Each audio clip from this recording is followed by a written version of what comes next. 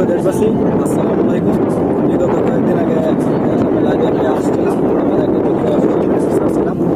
আমাদের বন্যা কবলিত কারণে আমরা অনেক বিপজ্জনকভাবে ছিলাম, খুব অসহায়ভাবে ছিলাম। আমাদের অনেক ক্ষতিগ্রস্ত হয়েছে, যে ক্ষতিগ্রস্তের কারণে আমরা অনেক পানিবন্দী মানুষ ছিলাম, যে পানিবন্দির কারণে আমরা অনেক ক্ষয়ক্ষতি হয়েছি।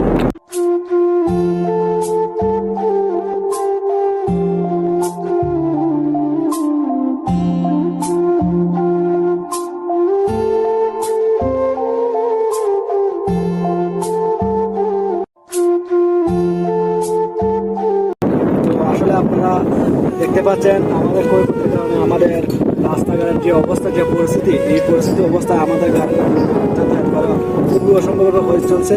এবং আমাদের কিছু ক্ষয়ক্ষতি হয়েছে, যে ক্ষয়ক্ষতির কারণে আমরা অনেকের ঘর বাড়ি ধ্বংস হয়ে গেছে।